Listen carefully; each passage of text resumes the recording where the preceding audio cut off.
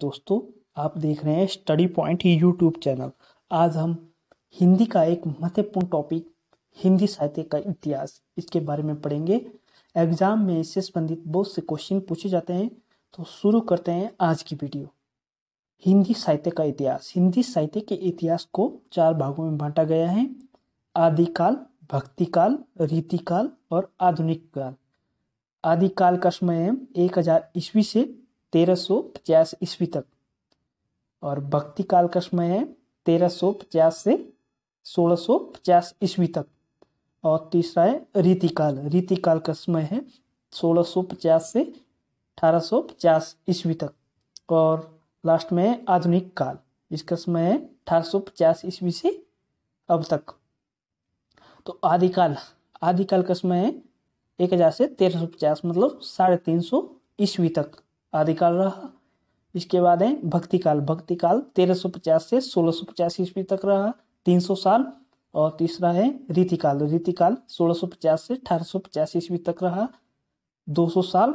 और लास्ट है आधुनिक काल, 1850 से अब तक। आज हम इस वीडियो में आदिकाल, भक्तिकाल और रीतिकाल के बारे में पढ़ेंगे। आधुनिक काल के बारे में हम अगले पार्ट में पढ़ेंगे, क्योंकि आधुनिक काल खुद में एक बहुत बड़ा टॉपिक है। आधुनिक काल को 4 भागों में बांटा गया है: भारतेंदु युग, त्रिवेदी युग, छायावादी युग, प्रगतिवादी युग और प्रयोगवादी या नई कविता युग। तो इसके बारे में हम कल पढ़ेंगे। आज हम आदिकाल, भक्तिकाल, रीतिकाल के बारे में पढ़ेंगे। तो शुरू करते हैं। सबसे पहले है आदिकाल। आदिकाल को वीरगाथा काल भी कहा जाता है, और इस काल में बहुत से कवि हुए हैं जिन्होंने बहुत सी रचना की है। सबसे पहले है चंद्रबरदाई। चंद्रबरदाई ने की है पृथ्वीराज रासो। दूसरे हैं जगनिक ने की है परमाल रासो। चंद्रबरदाई, पृथ्वीराज रासो। आप इस तरह भी याद रख सकते हैं चंद्रबरदाई। चंद्र मतलब चंद्रमा, और पृथ्वी, चंद्रमा किसका उपग्रह है? पृथ्वी का। तो इस तरह याद रख सकते हैं आप इसको। दूसरा है जगनिक ने की है परमाल रासो।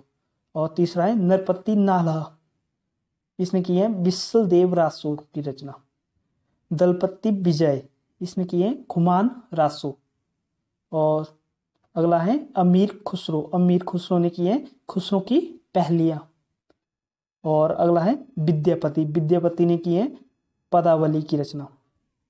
और जजल ने की है हमीर रासो। अगला है नलसिंह भाट, इसने की है विजयपाल रासो की रचना। तो आप देख रहे होंगे रासो। आदिकाल की जितनी भी रचनाएं हैं उनमें से रासो प्रमुख हैं। अगर रासो से संबंधित कोई भी रचना आती है तो आप आदिकाल पर टिक कर लेना। अगला है रोड़ा ने की है राडलवेल। और अगला है दामोदर शर्मा, युक्ति वक्ति प्रकरण। अगला है ज्योतिशेखर ठाकुर, इसने की है वर्ण रत्नाकार। इसके अलावा है बसंत विलास रचना। और अगला है क्लोल कवि की है डोला मारूदा दूहा। अगला है अब्दुल रहमान ने की है संदेश रास की रचना। और स्वयंभू ने की है पयुम चरित की रचना। तो ये है आदिकाल के प्रमुख कवि जिन्होंने प्रमुख रचना की है। इसके बाद है दूसरा काल है भक्तिकाल। भक्तिकाल का समय है 1350 से 1650 ईस्वी तक। इस काल को हिंदी साहित्य का स्वर्ण काल भी कहा जाता है। भक्तिकाल 2 भागों में बंटा हुआ है: निर्गुण और सरगुण। निर्गुण वो होता है जो देव देवताओं को मानते हैं परंतु उनके निराकार रूप को मानते हैं। वो देवताओं के किसी भी रूप को नहीं मानते। उनका कहना है कि देवता होते हैं परंतु उनका कोई रूप नहीं होता। और दूसरे सरगुण अवतारवाद पर विश्वास रखते हैं, यानी कि मूर्ति पूजा पर। वो देवी देवताओं को मानते हैं और उनके आकार को भी मानते हैं, या अवतारवाद को भी मानते हैं। तो सबसे पहले निर्गुण। निर्गुण दो भागों में बंटा हुआ है, संत काव्य धारा और सूफी काव्य धारा। संत काव्य धारा के प्रमुख कवि हैं कबीरदास। संत क्या करते हैं? संत ज्ञान बांटते हैं, तो मतलब इन्होंने अपनी रचनाओं में ज्ञान का वर्णन किया है। संत काव्य धारा के प्रमुख कवि हैं कबीरदास। कबीरदास ने की है बीजक, संवद, रामायणी और साखी की रचना। दूसरे रैदास, उन्होंने दोहे, बाणी की रचना की है। तीसरे गुरु नानक देव जी, सिख धर्म के संस्थापक, उन्होंने जपू जी नामक ग्रंथ की रचना की है। अगला है सुंदरदास जी, इन्होंने सुंदर विलाप की रचना की है। अगला है मलुकदास, इन्होंने रतन खान ज्ञान बोध की रचना की है। और निर्गुण काव्य धारा में दूसरे काव्य धारा है सूफी काव्य धारा या प्रेम मार्गी काव्य धारा। इन्होंने प्रेम का वर्णन किया है अपनी रचनाओं में। इसके प्रमुख कवि हैं मलिक मोहम्मद जायसी, जिन्होंने पद्मावत की रचना की है, जिसमें रतन सेन और पद्मावती, रानी पद्मावती के बारे में वर्णन किया है, उनके प्रेम विवरण को। और इसके अलावा इनकी रचनाएं अखरावट, कहरनामा, आखिरी कलाम, मसलनामा, चित्ररेखा। इसके अलावा अन्य कवि हैं सूफी काव्य धारा के कुतुबन ने की है मृगावती की रचना। और मंजन ने की है मधु मालती की रचना। अगला है मूला दाऊद, इन्होंने की है चंदायन की रचना। और भक्ति काल की दूसरी धारा है सगुण काव्य धारा। इसे भी दो भागों में बांटा गया है, कृष्ण काव्य धारा और राम काव्य धारा। क्योंकि अवतारवाद को मानते थे। कृष्ण काव्य धारा के प्रमुख कवि हैं सूरदास जी। कृष्ण काव्य धारा को अष्टछाप या पुष्टि मार्ग भी कहा जाता है।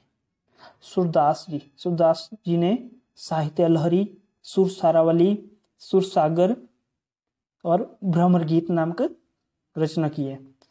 दूसरे हैं रस खान, इन्होंने प्रेम वाटिका, दान लीला की रचना की है। तीसरे हैं मीरा, इन्होंने मीरारी, मल्हार, राग गोविंद और गरबा गीत की रचना की है। महादेवी वर्मा को आधुनिक मीरा कहा जाता है, ये क्वेश्चन भी है। अगला है नंददास ने की है रस मंजरी और बिरह मंजरी की रचना। और सगुण काव्य धारा में दूसरी काव्य धारा है राम काव्य धारा, जो कि राम भगवान के रचना करते हैं। इसमें प्रमुख कवि हैं तुलसीदास जी ने रामचरितमानस लिखी है अवधी भाषा में। विनय पत्रिका लिखी है ब्रज भाषा में। जानकी, इसके अलावा जानकी, पार्वती, मंगल दोहावली, गीतावली, कवितावली और वर्वे रामायण। अगले कवि है केशवदास रामचंद्रिका। अगले हैं अगरदास ने की है राम भजन मंजरी की रचना। तो ये हो गया भक्ति काल को दो भागों में बांटा गया है, निर्गुण और सगुण। और इन दोनों को भी दो भागों में बांटा गया है। निर्गुण को संत काव्य धारा और सूफी काव्य धारा में, और सगुण को कृष्ण काव्य धारा और राम काव्य धारा में बांटा गया है। अगला है भक्ति काल, इसके बारे में हमने पढ़ लिया। भक्ति काल को दो काव्य धाराओं में बांटा गया है, निर्गुण और सगुण, जिसमें से निर्गुण के हैं दो काव्य धारा और सगुण की भी है दो काव्य धारा। इसमें संत काव्य धारा यानी कि ज्ञानेश्वरी शाखा, इसके प्रमुख कवि हैं कबीर, और प्रेमेश्वरी शाखा, इसके प्रमुख कवि हैं जायसी। और सगुण काव्य धारा को भी दो भागों में बांटा गया है, कृष्ण भक्ति शाखा, इसके प्रमुख कवि हैं सूरदास, और राम भक्ति काव्य धारा के प्रमुख कवि हैं तुलसीदास जी। अगला है रीतिकाल, तीसरा काल है रीतिकाल। रीतिकाल को तीन भागों में बांटा गया है, रीतिबद्ध काव्य धारा, रीति सिद्ध काव्य धारा और रीति मुक्त काव्य धारा।